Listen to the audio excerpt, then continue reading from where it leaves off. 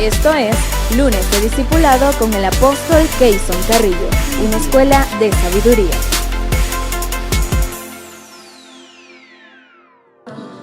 Bueno, bienvenidos a nuestro discipulado, nuestra escuela de sabiduría, como le puso nuestro apóstol Ignacio Alastre. Y este esfuerzo comunicacional que estamos haciendo con el grupo el equipo de producciones para grabar este discipulado y poder ponerlo en las redes sociales para que pueda servir de alimento espiritual para nuestros discípulos y los discípulos que tenemos en el país y aún fuera del país. Pueda servir como complemento necesario para el tiempo que estamos viviendo. Hoy, reflexionando en la canción que hemos puesto como lema para este discipulado, no quiero ser de los 5,000 que disfrutan el milagro, prefiero ser de los 12. Mire la proporción de 5,000 a 12. O sea, no es nada sencillo ser un discípulo. Es más fácil estar en la multitud. La proporción es descomunal, de 5,000 a 12. Fue a 12 que les tocó atender a esos 5,000 y más. Fue a 12. Por eso no todos quieren ser de los 12. Algunos cantarían esa canción al revés, ¿verdad? No quiero ser de los 12 que se revientan toda la noche. Prefiero ser de los 5,000 que se hartan la comida y se van. No tienen compromiso. Algunos la cantarán al revés. Seamos honestos y sinceros. ¿Cuál es la proporción en el mundo? Si nosotros metemos a todos los cristianos, evangélicos, creyentes en un solo saco, de allí, ¿cuántos discípulos sacamos? ¿Ah? ¿Cuántos cristianos debemos haber en el mundo? Vamos a exagerar una cifra, 1,000 millones, 2,000 millones. Pero si metemos esos 2,000 millones en un saco y nos ordenan sacar los discípulos, ¿cuántos sacamos? ¿Cuántos sacamos? Creyentes mucho, pero discípulos. Y ahora más que nunca, viendo esta semana lo que ha acontecido, hermano. Lo que ha acontecido ahora en esta última semana, mire, porque si hay una cosa que nos dejó la pandemia para la historia, para la posteridad, es el avance de la agenda de la oscuridad. Nosotros tenemos que reconocer que si algo pasó en la pandemia, al cerrar los templos y prohibir las aglomeraciones en los templos y la iglesia no congregarse, yo he visto, el mundo ha visto con claridad que hubo un avance tremendo, significativo de las agendas de oscuridad. Increíble. Veamos, por ejemplo, lo que acaba de pasar en Chile. Al cumplirse un año de aquellas protestas fatídicas, donde también quemaron iglesias, incluso evangélicas. Y ahora en este año celebraron el año con una protesta descomunal de grupos jóvenes comunistas de izquierda. ¿Y cuál fue su gran obra de reivindicación? Quemar 2 iglesias. Y quemar una iglesia es un símbolo del nuevo mundo que nos toca vivir. Ese odio hacia las iglesias de cualquier signo, sean católicas, evangélicas, pero esa manifestación de odio hacia los símbolos religiosos, hermano, nos dice mucho del tiempo que nos tocó vivir. Del tiempo que nos tocó vivir. Lo que más en el mundo siempre se respetó fueron los templos, las iglesias, incluso las legislaciones de los países, nuestra legislación, nuestro código penal, nuestra constitución, protege a los templos, a los ministros del altar, con las leyes. Pero cuando se llega al punto ya de quemar iglesias, destruir templos, en un país como Chile, que hace unos años, en tiempo del general Augusto Pinochet, experimentó un avivamiento. Chile experimentó un avivamiento. Ahora fíjese, los grupos ateos jóvenes comunistas queman las iglesias. Ya lo han hecho. No son las únicas 2 iglesias que en estas protestas en Chile se han quemado. Son muchas más. Pero estas fueron muy simbólicas por las imágenes tan dramáticas. Lo que acaba de pasar, por ejemplo, en Francia, con un escritor que hizo una caricatura de Mahoma, cómo lo asesinaron. y las protestas que hubo, porque ahora Francia está despertando al hecho de que ellos permitieron la migración islámica en su país y le dieron mucha cancha a esa gente. Ellos han debido permitirla, pero lo que no han debido es permitirles que ellos vinieran a tratar de ejercer sus leyes en estos países. Y entonces ahora Alemania, Francia, muchos países europeos están en riesgo por la emigración y por la natalidad de convertirse en unos años en países musulmanes. Por la natalidad. Los alemanes, los franceses tienen un hijo, 2. Los musulmanes, 10. Es increíble. Entonces, en los próximos años se habla incluso de la conversión de Europa al islamismo, de la Europa de Martín Lutero, de la Europa de Calvino, o sea, de la Europa cristiana que le legó al mundo el cristianismo, la reforma protestante. Ahora será una Europa musulmán. Eso ya es un problema por lo que representa, no porque estemos atacando la religión, no, sino por lo que representan muchos grupos musulmanes, grupos que son extremistas de esa religión. Y lo que hemos visto del pronunciamiento reciente para los católicos el Papa, para nosotros no, para nosotros tenemos el Padre. Y el Padre nuestro que envió a Jesús nos dijo, no llames Padre nuestro a nadie en la tierra. Pero para los católicos el Papa, su pronunciamiento sobre la unión civil de personas del mismo sexo, su reconocimiento, incluso diciendo que ellos también son hijos de Dios. Eso, hermano, eso pasó en la pandemia. Eso pasó en la pandemia. Además, el avance de lo que es la agenda LGTBI+, porque cada vez le agregan más letras. Pero ahora le pusieron un plus, que es un más, porque eso va a seguir. Eso va a seguir creciendo. Antes era LGTB, ahora después era LGTBI, porque agregan un nuevo grupo. Después, ¿qué vamos a hacer? LGTBI+. Plus significa y sus derivados. Eso va a crecer. Y el avance de la agenda LGTBI en el mundo es increíble lo que está sucediendo. Y ahora el reconocimiento de la Iglesia Católica a eso es una cosa histórica en 2000 años. Porque los católicos pueden ser lo que sea, pero eso no lo habían reconocido en 2000 años. En 2000 años nadie quiso meterse en ese terreno tan delicado. Y este Papa, que ha apoyado el socialismo, que ha apoyado las agendas de izquierda, ahora también muestra que él está apoyando la agenda LGTBI y de la ideología de género. Y el avance de la ideología de género. En Nueva York aprobaron ahorita unas leyes para que todo niño que naciera, ustedes lo van a ver en pantalla, todo niño que naciera se le pusiera en la parte donde va sexo X. Ya no es sexo ni femenino ni masculino. ¿Y eso qué significa, iglesia amada? Significa que cada quien va a definir su sexo o su género en la medida que vaya creciendo. Porque no solo su sexo, su género. Porque pudiera ser que tiene órganos genitales masculinos, pero la persona crea que es una mujer. O pudiera ser que tiene órganos genitales femeninos y entonces esa persona piense que es un hombre. Pero también pudiera ser que piense que es un perro. Ya los hay. O piense que es un gato. Ya lo hay. Porque es del género animal. Esto se llama, hermano, fin de mundo. El mundo patas arriba. Y si algo trajo la pandemia fue el avance significativo de las agendas de oscuridad mientras las iglesias tuvieron que replegarse por ley. Por ley. Y el replegar a las iglesias, me imagino que bajó el poder de oración, que bajó el poder de búsqueda, que bajó el poder de intercesión. Quedaron intercediendo los fieles, los pocos fieles, pero mucho del poder intercesor, ese poder que tiene la iglesia para detener las agendas de oscuridad, yo creo que fue cediendo en esta pandemia y eso permitió un avance significativo de las agendas de oscuridad.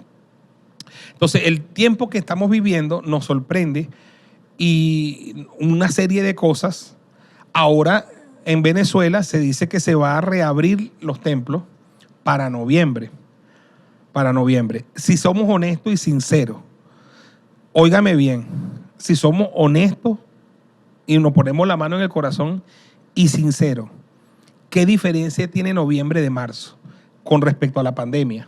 En marzo en Venezuela lo que habían eran unos pocos contagiados de coronavirus y en noviembre ya vamos a tener miles de contagiados de coronavirus. ¿Qué diferencia hay? Todavía la cura no existe. Que se sepa. Por favor, yo quiero que ustedes analicen la situación.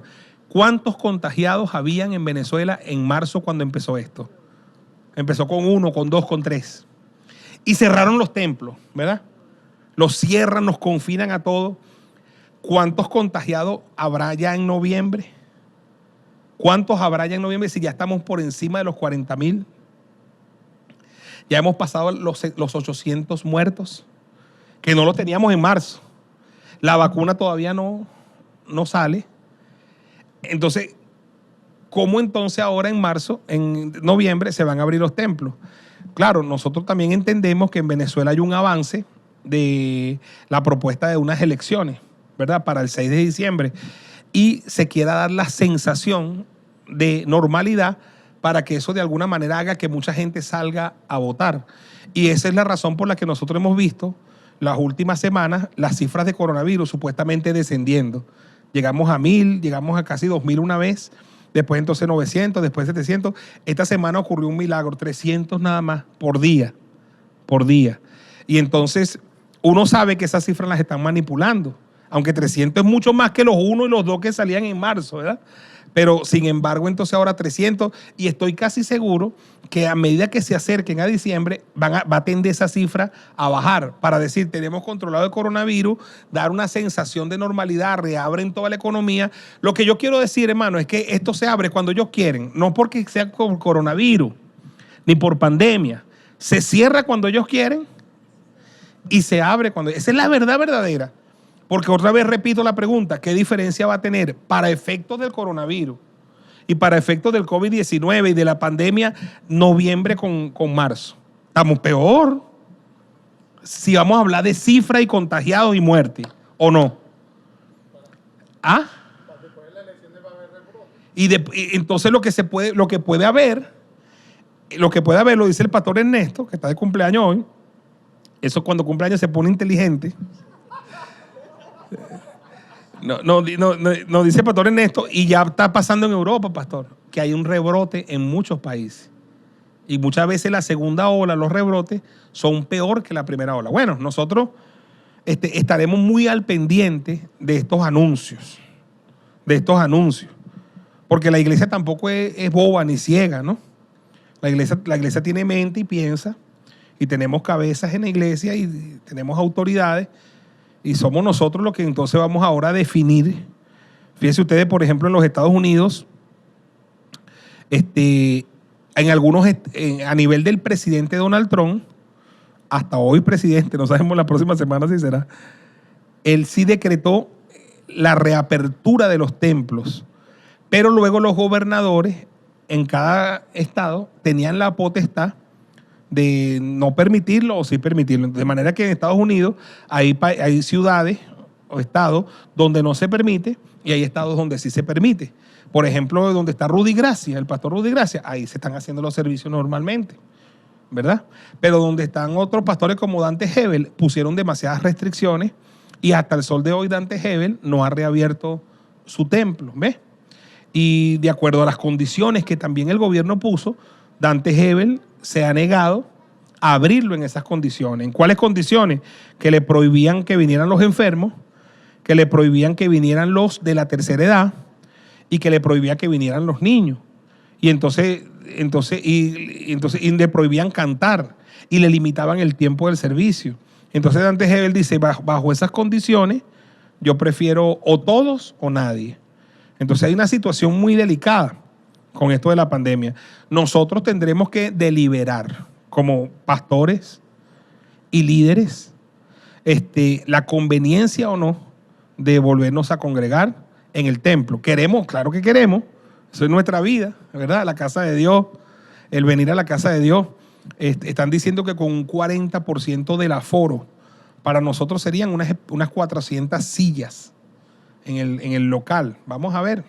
Nosotros tenemos que deliberar, ver la factibilidad, porque además, adicionalmente, nosotros tenemos un problema gravísimo en Barquisimeto, que es el problema del transporte. El problema del transporte es muy, pero muy grave. O sea, ¿cómo se va a trasladar la gente hacia el templo? Entonces, por eso yo digo, no es una decisión que yo tomo solo, es una decisión que yo consulto con todos mis pastores y líderes, y que nosotros entonces estaremos anunciando en los próximos días y semanas. Yo sí sigo recomendando a la gente que se siga cuidando, que lo del coronavirus no es mentira. Por ejemplo, el personal médico y de salud en Venezuela son los que más alto precio han pagado con el coronavirus. Por gremios y sectores son los que más han sufrido. Han muerto muchos médicos, muchos doctores, muchas doctoras, muchas enfermeros, enfermeras en Venezuela. Y por eso debemos cuidarnos, debemos seguir manteniendo el uso de los tapabocas, el distanciamiento entre personas y tratar de cuidarnos lo más que podamos, sabiendo que estamos cubiertos con la sangre de Cristo. Amén. Pero el mundo de hoy, y óigame bien, el mundo post pandemia va a demandar verdaderos discípulos. Ahora es que el discipulado, hermano, cuadra, cobra sentido. La iglesia del siglo XXI, óigame bien lo que voy a decir, esta es la primera iglesia en la historia, la primera iglesia que va a enfrentar la ideología de género. Eso no lo enfrentó ninguna otra iglesia. ¿Cómo la iglesia va a responder a la ideología de género? Esta es la primera generación de la iglesia, la primera generación que está enfrentando leyes abortistas en el mundo. Se está promoviendo desde los gobiernos el aborto, el asesinato masivo, un holocausto en el mundo. Pareciera que los países donde el aborto está prohibido son como países atrasados, porque los países modernos, civilizados, ya aprobaron el aborto. Y entonces todo país se tiene que ir modernizando. ¿Y qué son esas leyes abortistas? Son como el holocausto nazi. Es matando millones de niños en la barriga de las madres, asesinándolos.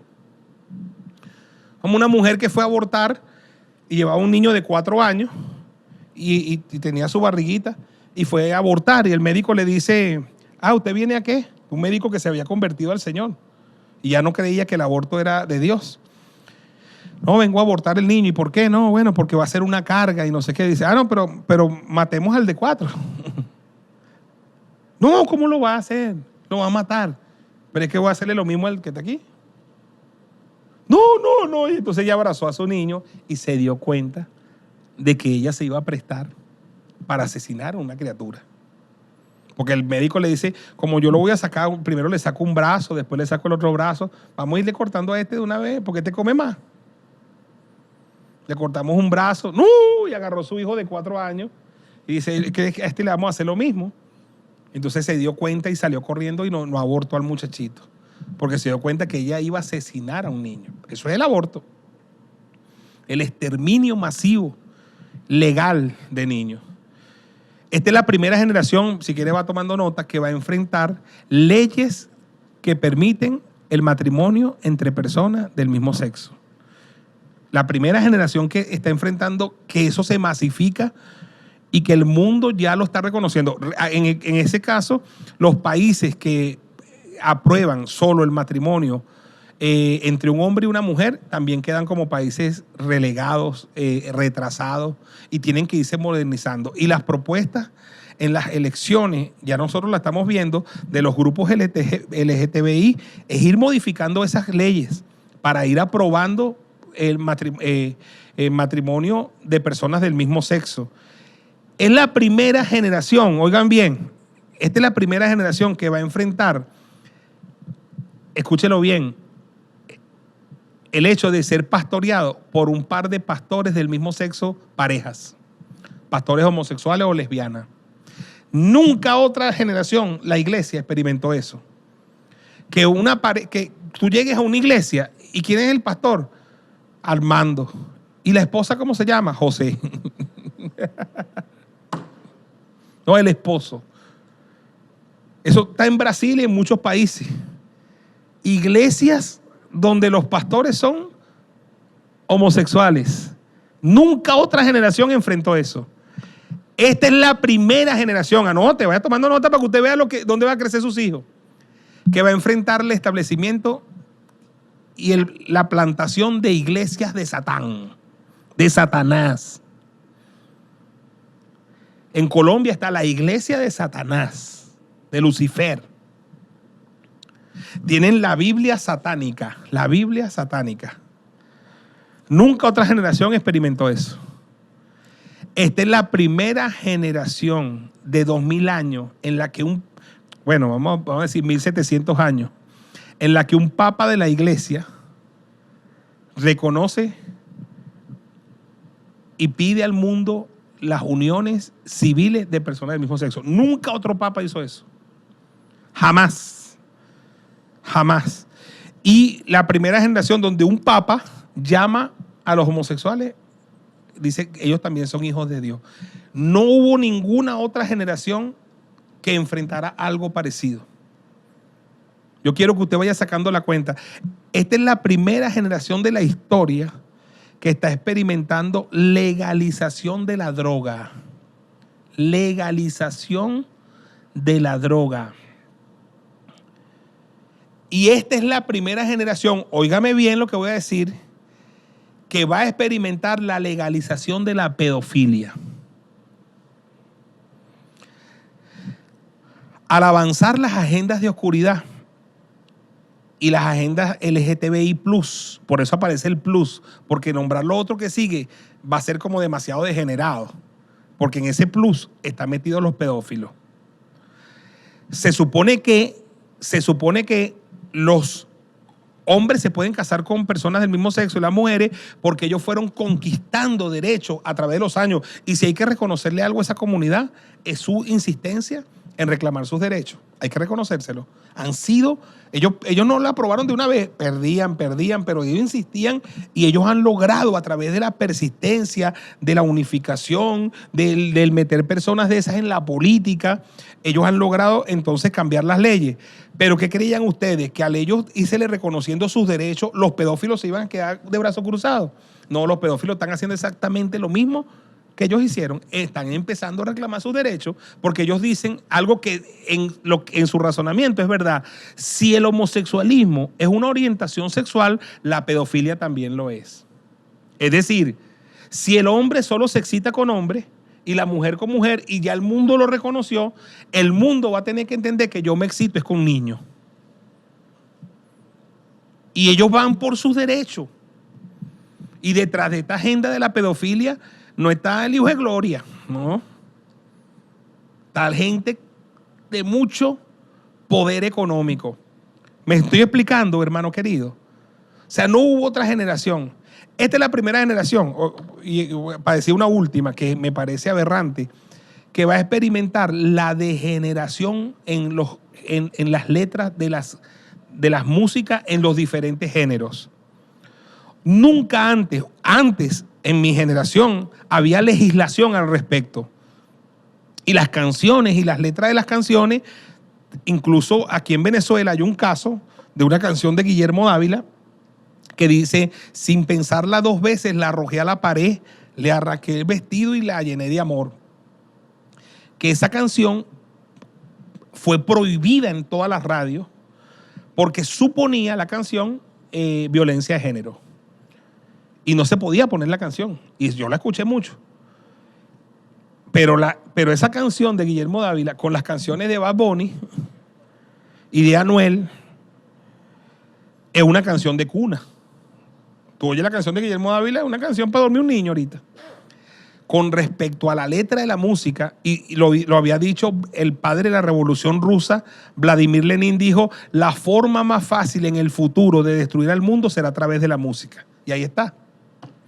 Que Iverson se me graduó en música, y que Everson me enseña mucho sobre música, sobre la historia, y que Everson es uno de los que nos ha enseñado, nos ha dicho que la música siempre, la música fue sacra siempre, porque era música en su mayoría para Dios. Si quiere decir algo al respecto, ok, Everson, yo quiero que diga, porque para que el mundo, porque esos conocimientos no lo tiene todo el mundo, entonces yo quiero que a través de un micrófono, que Everson nos diga, nos haga una reseña de esa parte musical, Keyverson. Yo quiero que tú nos digas lo que tú aprendiste, lo que tú has conocido sobre el desarrollo de la música. Vamos a escuchar al licenciado en Ciencias Musicales y pedagogo Keyverson Carrillo. Profesor. Profesor. Bendiciones para todos los que nos escuchan. Bueno, lo que tú dices es cierto, la música juega un rol muy importante a nivel mundial.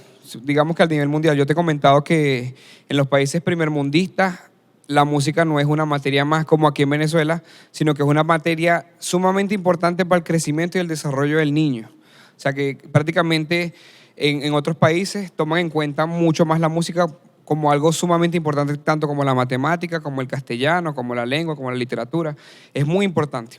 Cosa que aquí en este tipo de países como Venezuela no lo toman tan en cuenta. Otra cosa es que si estudiamos la historia de la música como tal, antes la música era tocada solamente en iglesia, únicamente en iglesia, no se podía tocar en ningún otro lugar. Si tú veías a alguien haciendo música en la calle, que le llamaban los trovadores y eso, los metían presos y eran ejecutados, porque la música era única y exclusivamente para Dios.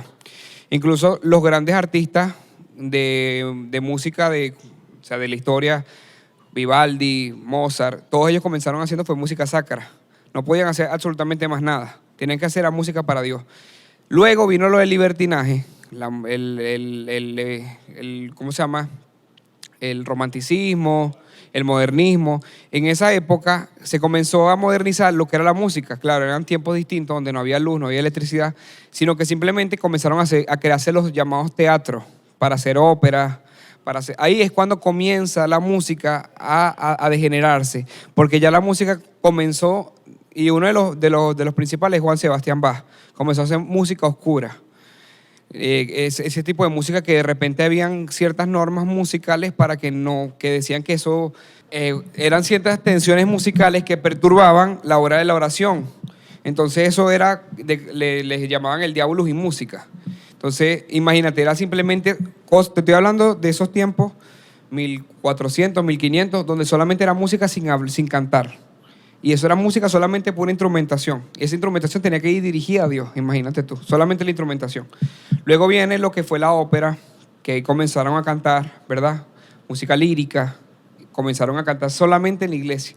Cuando eso se comenzó a salir de las manos de la iglesia, que la iglesia comenzó como a perder el poder del control de la música, comenzó la degeneración, que viene el modernismo, el populismo, viene la música popular, que ya empezaron las personas a hacer lo que le dé la gana con la música, pues. Entonces ahí estaban los trovadores que contaban historias en las calles, y las gitanas también la historia de los gitanos que cantaban canciones vulgares. Una de las cosas por la cual la Iglesia Católica perseguía a los gitanos era porque eran muy vulgares con sus canciones. Entonces los metían presos y los mataban. Entonces por eso es que los gitanos eran perseguidos, incluso hacían cosas muy eróticas, y eso no era permitido en esos tiempos. Entonces de ahí para acá, imagínate tú cómo ha venido la evolución de la música por los años 1950, por ahí. Ya comenzó el rock. El rock entró en su papel de que la gente comenzó a hablar, de que comenzaron a nombrar cosas satánicas, de repente y llegamos hasta el sol de hoy que vemos el reggaetón, el famoso boom del reggaetón del 2000 para acá. Que no estoy en contra del reggaetón, sino que simplemente estoy en contra de la barbaridad de la música. Porque uno no puede escuchar radio ahorita porque pasas radio y todo es reggaetón. En el televisor tú pasas reggaetón también en todos lados, incluso en los canales infantiles.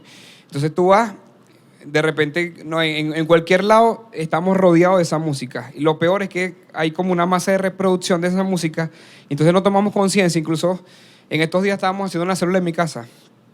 Y estábamos haciendo la célula, predicándole a los niños, enseñándole valores, y la vecinita mía, que Dios me la bendiga, tenía Bad Bunny a todo volumen. Entonces los niños cantando esas canciones, niños de la edad de Kendall, mi hija que tiene 4 años, contemporáneo, cantando esas canciones. Entonces es una cosa que se ha perdido los valores totalmente en la música. Incluso yo escuché y estudié también que todo lo que tú cantas en una generación, eso se cumple en la siguiente generación. Entonces, prácticamente, todo lo que nuestros niños, nuestros hijos vayan a cantar en esta generación, en la siguiente generación lo van a cumplir. Y así, y por eso es que el mundo ha ido para lo abajo en cuanto a los valores, en cuanto a las cosas, porque cada generación canta cosas distintas. Entonces, bueno. Gracias, Keverson. Tremendo. Tremendo lo que... El mundo que estamos viviendo es producto de la música que se cantó hace 10 años. Ahora, ¿cómo va a ser el mundo dentro de 10 años? Oigamos las canciones que se están cantando. Eso es lo importante de esto, y que no haya legislación al respecto para frenar eso. A pesar de que se está viendo cómo el mundo viene en barrana rodando como si fuera una bola de nieve, nadie para eso, nadie lo contiene. Entonces, ahí dije algunas cosas del mundo que nos estamos enfrentando, hermano. Entonces, un mundo así, con tanta oscuridad, va a necesitar una iglesia muy comprometida. Va a necesitar una iglesia de verdad que esté bastante comprometida con los valores del reino de Dios, con el discipulado. O sea, en una iglesia de creyentes, de los 5,000 que disfrutan el milagro, sino de los 12 que recogen los pedazos. Una iglesia de compromiso. Y voy a leer, hermano, como conclusión de todo esto, Hechos de los Apóstoles, capítulo 11, verso 26, donde dice, y se congregaron allí, estamos hablando de Antioquía, ellos se congregaron allí, oiga bien, se congregaron allí todo un año, oiga bien, con la iglesia. ¿Se congregaron con quién? Con la iglesia. Y enseñaron a mucha gente. Se congregaron allí con la iglesia y enseñaron a ¿cuánta gente? A mucha gente. Punto y coma. Léalo conmigo. Y a los discípulos se les llamó cristianos por primera vez en Antioquía. Pregunta: ¿quiénes son los dignos de ser llamados cristianos? Solo los discípulos. ¿Me escuchó? ¿Quiénes son los dignos? O sea, nosotros tenemos una mala forma de llamarle cristiano a todo el mundo. ¿Quiénes son los dignos en este mundo de llamarse cristianos? Solo los discípulos. Que por cierto, si tú lees allí, hablan de congregaron, los que se congregaban, congregación. Hablan de la iglesia, hablan de que enseñaron a mucha gente y aparte hablan de los discípulos. O sea que no porque te congregues eres discípulo, o no porque seas miembro de la iglesia eres discípulo, y no porque estés entre la mucha gente que está siendo enseñada eres discípulo. Para llegar a discípulo tienes que haber pasado todos esos procesos hasta que tú te conviertes en un verdadero discípulo. Un discípulo es un escalafón de lo más alto que el ser humano puede alcanzar. Un discípulo es una persona que va detrás de su maestro. Un discípulo es una persona que está sometida a una enseñanza, porque dice que enseñaron a mucha gente, y una enseñanza permanente. ¿Cuánto tiempo tiene este discipulado? ¿Cuánto tiempo, Pastora Nancy, tiene este discipulado? 21 años, ¿ves? 21 años, porque el verdadero discípulo nunca deja de serlo, y el verdadero discipulado nunca deja de darse. ¿Ves? Entonces, claro, yo tengo que congregarme, y ahí hablamos y pensamos en una congregación. En el camino a ser un discípulo, yo tengo que congregarme. Vamos a poner una escalerita. Primer escalón, congregarme. Después dice, ve, se congregaron allí con la iglesia. Tengo que pasar a ser iglesia. ¿Cuándo paso a ser iglesia? Cuando recibo a Cristo como mi único y suficiente Salvador. Me bautizo, ¿verdad? Porque el que creyere y fuere bautizado será salvo. Y el bautizo además es el comienzo de un discípulo. Porque Jesús dijo, id y haced discípulos a todas las naciones. ¿Cómo? Bautizándole en el nombre del Padre, del Hijo y del Espíritu Santo. Entonces de iglesia me bautizo. Y como iglesia me bautizo y empiezo el camino de discipulado. Después dice, y enseñaron a mucha gente. Tengo que entrar en un camino de enseñanza. Entonces no se trata de venir los domingos a la iglesia, porque eso lo hace todo el mundo, todo cristiano, toda la iglesia, y hasta personas que no son cristianos les gusta venir a la iglesia los domingos. ¿Quiénes son los que entran en el camino de la enseñanza? Los que entran en discipulado, en escuela de liderazgo, en posencuentro, que empiezan a estudiar un libro, ya empiezan es otro nivel. Entonces, y enseñando. Y después dice, y a los discípulos, quiere decir que de los que estaban congregados, que se hicieron iglesia, que estaban siendo enseñados, hubo un grupo que se les llamó como discípulos, que se les llamó luego como cristianos, por primera vez en Antioquía. Entonces, ¿quiénes son los óigalo, porque nosotros decimos, aquí vemos 500 cristianos, no. Cristianos son los verdaderos discípulos. Los verdaderos discípulos. Y el siglo que nos tocó vivir, hermanos queridos, y esto para todos, el siglo que nos tocó vivir está demandando de verdaderos discípulos. De hombres que de verdad tengan una vida diaria devocional. Su relación con Dios sea indiscutible. Nada la rompa. Nada rompa su relación con Dios. El hecho de que tiene un lugar secreto y cerrada la puerta, ora a su padre que ve en secreto y su padre que ve en secreto lo recompensa en público. Óigame, número 2, que tiene una relación tremenda con la palabra de Dios.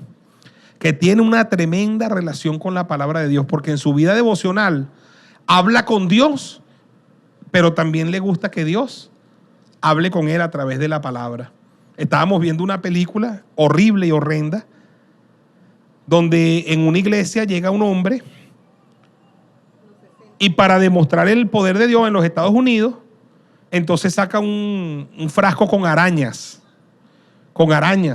Y entonces, estoy ungido, y se pone las arañas y se las suelta para demostrar que él había perdido o que había sido libre de la fobia a las arañas. Entonces, un día una araña de esa lo picó y se enfermó. Hay iglesias donde hay hombres que para mostrar el poder de Dios y la palabra literal dice tomarán en su mano serpientes, entonces sacan serpientes y las toman. Y en muchas iglesias han muerto personas picadas por la serpiente. ¿Quién ha dicho que eso está en la Biblia para que estemos sacando serpientes o para que estemos soltando arañas sobre nuestras vidas? Hermano querido. Y en esa película que estábamos viendo, ¿cuál es la debilidad que uno vio en esa película? Que fue bien horrenda la peliculita. Que venía, después vino un pastor abusivo que hizo desastre con la congregación. ¿Sabe por qué? Porque se congregaban y todo lo que sea y cantaban muy lindo, pero no leían y no estudiaban la palabra. Y una iglesia que no estudia la palabra y que no se enseña la palabra sistemáticamente, que no hay discipulado, es una iglesia que puede ser fácilmente embaucada, engañada. Pero una iglesia donde hay discipulado, donde se estudia la Biblia de manera ordenada, sistemática, donde la gente es orientada a escudriñar las Escrituras, es una iglesia que conoce la verdad y la verdad lo hace libre y no cualquiera puede venir a engañarlo. Y estos tiempos, Jesús dijo que los últimos tiempos vendrán muchos engañadores y a muchos engañarán. Entonces son tiempos donde para que no te engañes tienes que ser un verdadero discípulo y revisar las Escrituras. Y saber cuando estás viendo cosas evangélicas, entre comillas, decir, eso no es de Dios. Eso no es de Dios. Eso está contra la palabra. No, que ahora se pueden los hombres casar. No, puede decir lo que diga. Eso no es de Dios. Eso no es de Dios. Porque ¿quién lo dice? La palabra de Dios. Esta es la palabra infalible de Dios. Esta es la palabra eterna de un Dios que no se muda, de un Dios que no cambia, de un Dios en el cual no hay sombra ni mudanza de variación. Es el mismo ayer, hoy y por los siglos. Dios no cambia. Dios no cambia. Anote eso. Dios no cambia. Ahora, lo otro es que un discípulo verdadero está súper comprometido con la congregación y con los planes de una congregación local, ¿verdad? No es que anda brincando de iglesia en iglesia, no. Un discípulo es una persona que asumió compromiso con una congregación. En la pospandemia, en la pandemia, hemos visto por el hecho de que se cerraron los templos y que mucha gente no estaba en discipulados, en células, entonces se han agrupado con personas de verdad que dejan mucho que desear. Han aparecido los fulanos profetas y cada quien está queriendo hacer algo, entonces es delicado. ¿Quiénes son los que no caen en esos engaños? Los que ya estaban en iglesias de células, de discipulados, que tienen sus pastores, que los pastores están cerca de su gente, no caen en esos engaños, pero los excesos están ya en la calle sueltos. Hemos visto los fulanos profetas que aparecen a meterse en la célula por allí, y por eso es que una norma de la iglesia y de la célula, que a veces es violada por gente que comete eso por ignorancia, es que en nuestras células predican nuestros líderes.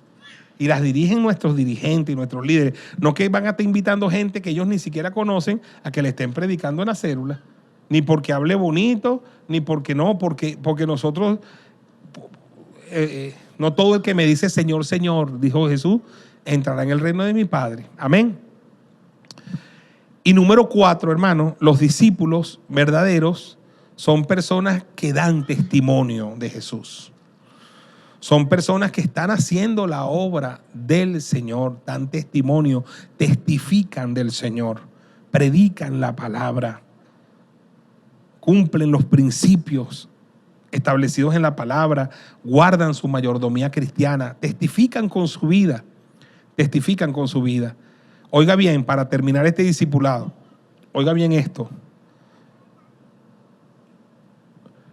Yo siento, oiga bien, pastores, para terminar este discipulado, que con ese pronunciamiento del Papa sobre los homosexuales es como una campanada para la iglesia del Señor en el mundo, de que estamos en los tiempos de la apostasía. Estamos en los tiempos de la apostasía. ¿Qué valor o qué importancia tiene eso? Porque eso está allí para nosotros. Lo que dice el apóstol Pablo. Mire cómo dice el apóstol Pablo. Hablando sobre la apostasía. En segunda de Tesalonicenses capítulo 2. Pero con respecto a la venida de nuestro Señor Jesucristo y nuestra reunión con Él, os rogamos, hermanos, oiga bien, ustedes saben, óigame bien por favor esto, para explicarlo lo mejor que pueda. Si usted revisa Primera de Tesalonicenses, en el capítulo 4, ¿qué va a conseguir usted allí? Lo que nosotros llamamos el arrebatamiento, la venida del Señor, ¿sí o no? Si usted revisa capítulo 4, la venida del Señor, verso 13, ¿verdad? Tampoco queremos, hermanos, que ignoréis acerca de los que duermen. Y ahí está el arrebatamiento de la iglesia. Así que los tesalonicenses, por definición, eran personas que en su tiempo esperaban la venida de Cristo. Pero en la segunda carta, Pablo les va a aclarar un concepto. Porque ellos es que esperaban que Jesús viniera en esos tiempos. Y Pablo les va a aclarar un concepto sobre la venida del Señor. Que a nosotros ahorita se nos alumbra el entendimiento. Miren el concepto. Pablo dice, pero con respecto a la venida del Señor, que los tesalonicenses la estaban esperando para esos días, y nuestra reunión con Él, os rogamos, hermanos, que no os dejéis mover fácilmente de vuestro modo de pensar. Ni os conturbéis, ni por espíritu, ni por palabra, ni por carta, como si fuera nuestra, en el sentido de que el día del Señor está cerca. Nadie les engañe en ninguna manera. Oiga, porque no vendrá sin que antes venga la apostasía y se manifieste el hombre de pecado y el hijo de perdición. Es tremendo eso. O sea que Pablo dice que para la venida del Señor, ¿qué tiene que venir primero? La apostasía. ¿Qué es apostasía? Esto que acaba de hacer el Papa, eso es apostasía. Apostatar es desviarte de lo que tú creíste por años, por siglos, por milenios. Desviarte de la fe, desviarte de los valores, desviarte de lo que está escrito, desviarte del camino. Eso es apostatar. Y dice Pablo que no vendrá sin que antes venga la apostasía y se manifieste el hombre de pecado, el hijo de perdición. ¿Qué es lo que estamos viendo en el mundo? La manifestación del hombre de pecado y el hijo de perdición. ¿Qué hace ese hombre? Dice, el cual se opone y se levanta contra todo lo que se llama Dios o es objeto de culto. tanto que se sienta en el templo de Dios como Dios, haciéndose pasar por Dios. ¿Y qué es lo que estamos viendo, hermano? Con la agenda LGTBI+, que por cierto, ellos para conquistar lo que han conquistado, ellos han reclamado respeto a su libertad de albedrío, respeto a su libertad de expresión. Somos libres para sentir lo que quiera, somos libres para hacer lo que quiera. Pero cuando entonces viene un cristiano y le habla, dice que nosotros somos intolerantes. Entonces, todo vale menos nosotros. O sea, tú eres libre para hacer lo que quieras, pero yo no puedo ser libre para decir lo que yo quiera. Y entonces, ¿a qué odia esa agenda LGTBI? A la iglesia. ¿A qué odia la agenda de género, de ideología de género? A la iglesia. ¿A qué odian los abortistas? A la iglesia. ¿A qué odia todo el que quiera hacer algo de verdad perverso? A la iglesia, a la palabra. La palabra. Hoy estamos en tiempos, hermano. Mire, yo me pregunto, óigame para terminar este discipulado, ¿qué va a hacer el Papa con todo lo que está escrito en la Biblia? Porque la Biblia es una sola, sobre los homosexuales. Ellos tienen dos opciones, óigalo bien, dos opciones que las vamos a ver en los próximos días, meses o años. O destruyen la Biblia, la entierran y la proscriben, o hacen una nueva Biblia, que es lo que andan dando por allí. O crean una nueva Biblia para unos nuevos tiempos. Entonces, en un caso así, estamos en el mismo tiempo de Martín Lutero. Estamos en el mismo tiempo. Nos tocó vivir a nosotros eso. Porque entonces nosotros, escúchelo bien, nos toca defender la verdad de Dios. Y sabemos lo que significa eso. Es enfrentarnos con los poderes y con los poderosos. Porque en ese caso todos van a estar unidos. Los ricos, los millonarios, las agendas LGTBI, la iglesia católica. ¿Y quiénes somos los que nos vamos a enfrentar a todos ellos? La iglesia del Señor. Entonces no es fácil. Eso fue algo parecido a lo que hizo Martín Lutero. Cuando Martín Lutero, porque la iglesia católica, en tiempos de Martín Lutero, ¿qué pasaba con la iglesia católica? ¿Qué pasaba con la Biblia y la iglesia católica? La Biblia estaba proscrita. ¿Y qué prevalecía? La tradición y el latín y todas las tradiciones. En tiempos de Martín Lutero, ningún sacerdote leía la Biblia, ninguno. Practicaban las tradiciones, los rezos, los sacros, lo que ellos, pero no conocían la Escritura. ¿Por qué Martín Lutero empieza a leer las Escrituras?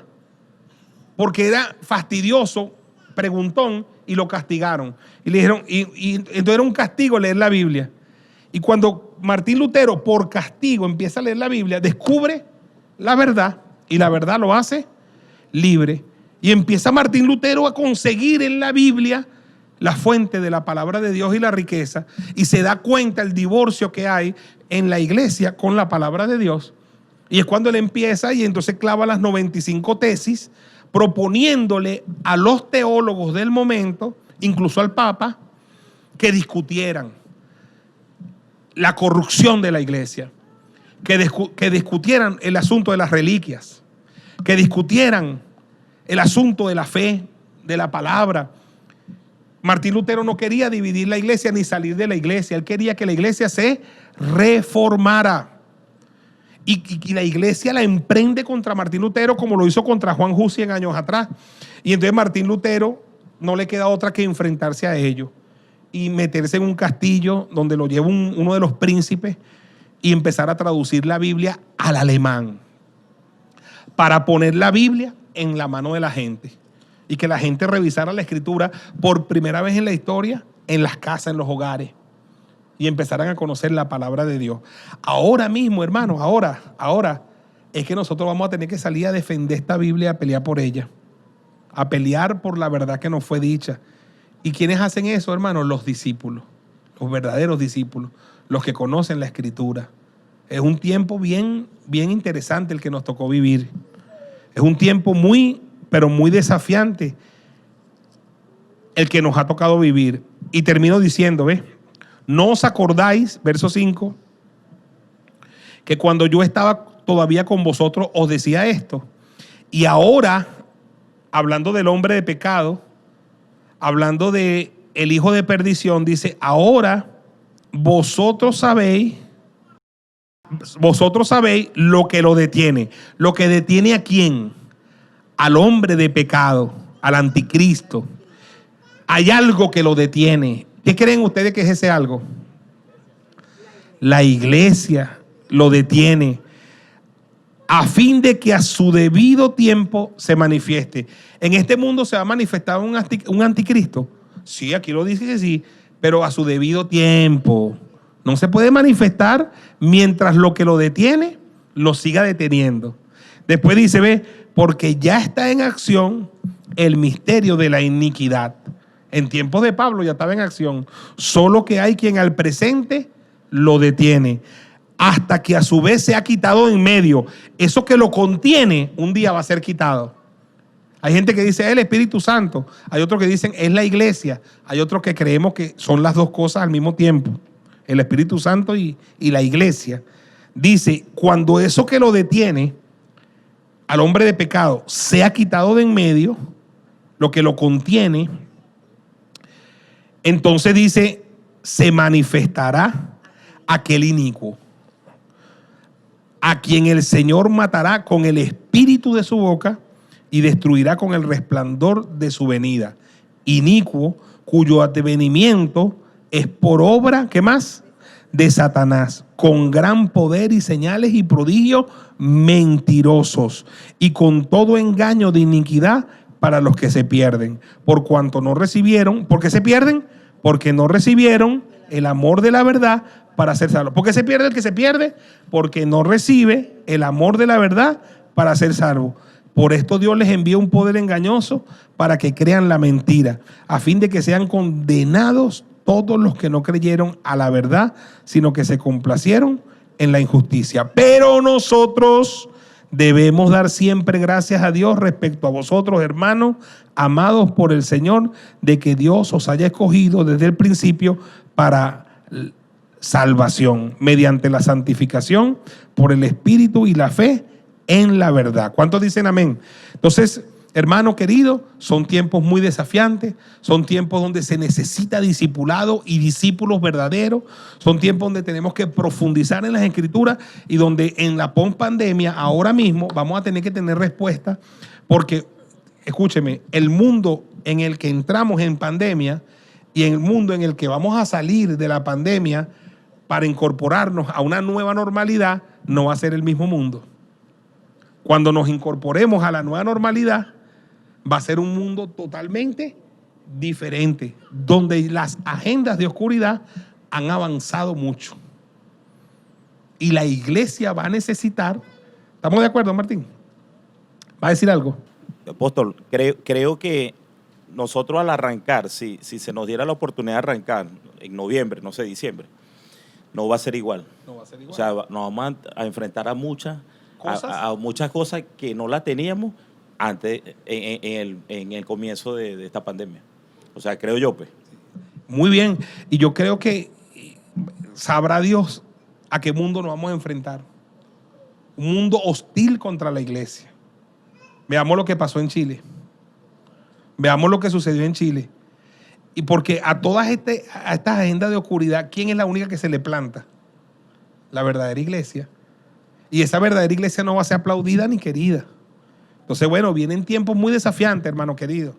No son tiempos para jugar. Pastor Ismael, por allá.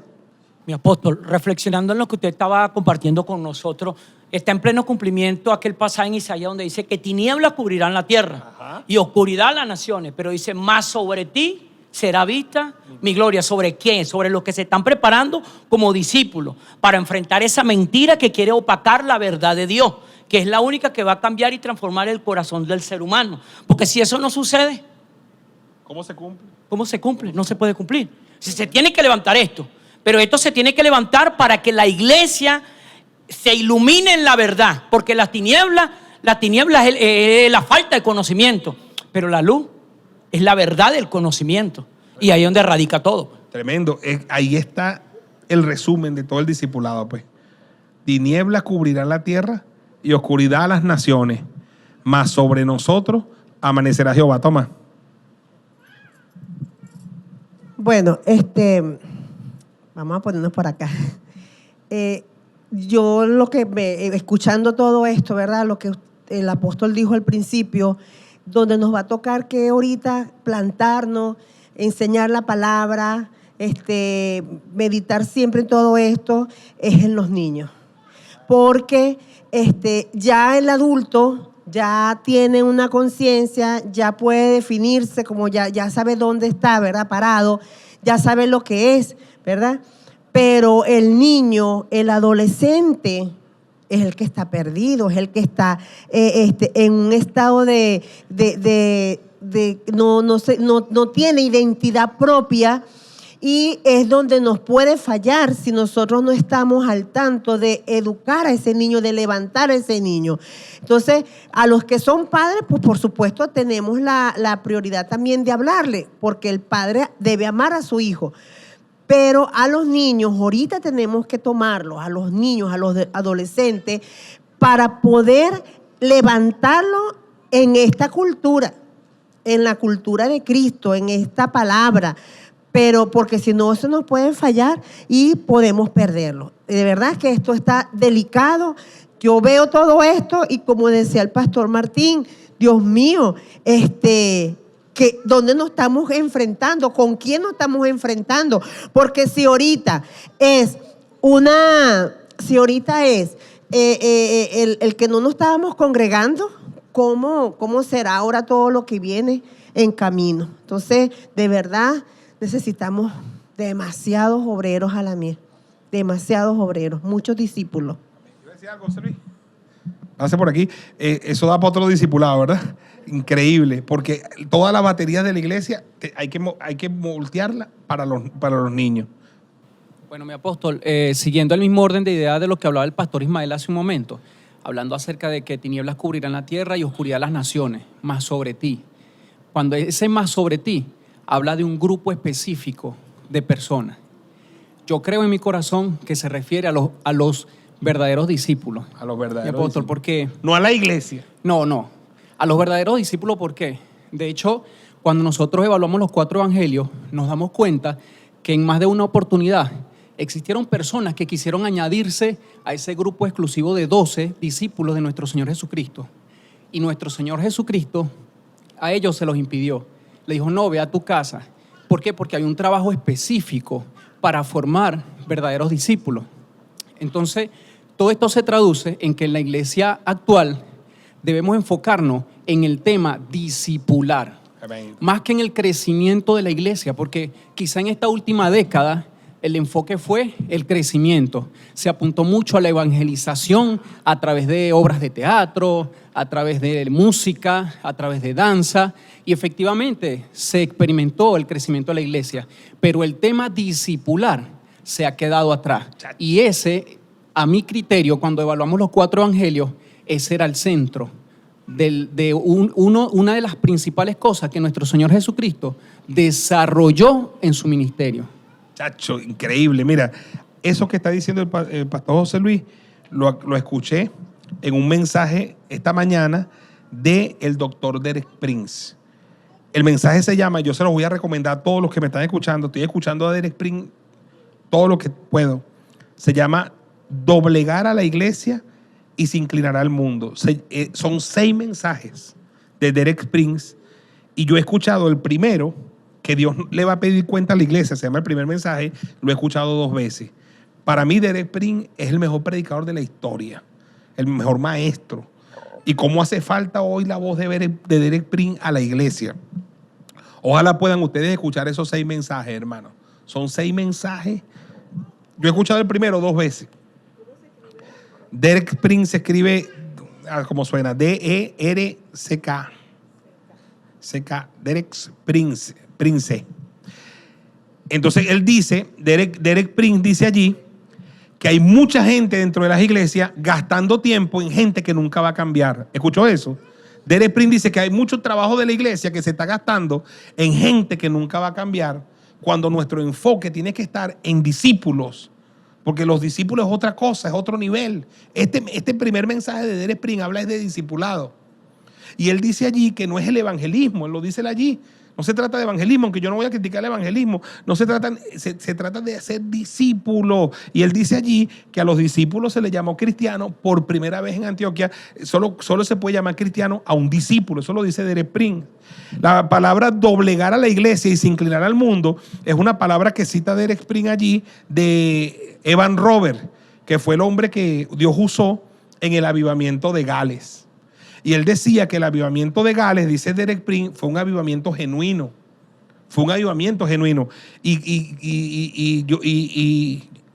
Eva Robert decía, si se logra doblegar la iglesia, entonces se inclinará el mundo. Es decir, si la iglesia cae postrada ante los pies del Señor, el mundo se rendirá.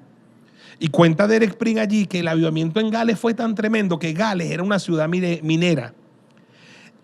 Y los hombres trabajaban con caballos, con burros, que solo caminaban y arrancaban cuando los hombres le decían grosería. Y como todo el mundo se convirtió, ya no decían grosería, los caballos no se movieron más. Él decía, para que usted tenga idea de lo que es un avivamiento. Y Derek Prince dice allí que lo que estamos experimentando ahorita no necesita evangelismo, no, avivamiento. Sí. Tremendo, hermano. Entonces yo creo que de verdad necesitamos intensidad en los discipulados, profundidad en los discipulados, porque el mundo al que nos vamos a enfrentar es un mundo que muy diferente al cuando ingresamos en la pandemia, al que va a salir de la pandemia. Es un mundo donde las agendas de oscuridad avanzó mucho y la iglesia tiene que salir a plantarle cara a todo eso, a todo. Y créame, la iglesia verdadera va a tener respuesta para todo, porque tenemos la verdad de Dios. Amén. Pues levante su mano y diga, gracias, Señor, por los discipulados. Son una bendición para nuestras vidas. Señor, bendice a nuestras congregaciones, a los hombres, a las mujeres, a los pastores, que estamos tratando, Señor, de levantar verdaderos discípulos y discípulas del Señor. Levanta discípulos genuinos en tu iglesia, Señor, que te amen, que te sirvan con compromiso en los próximos días, las próximas semanas, los próximos meses y los próximos años, en el nombre poderoso de nuestro Señor Jesucristo. Amén, amén y amén. Hasta el próximo discipulado. Gracias por conectarte con nosotros. Esperamos que este mensaje te impulse, rete y llene de fe. Te esperamos en nuestro próximo capítulo.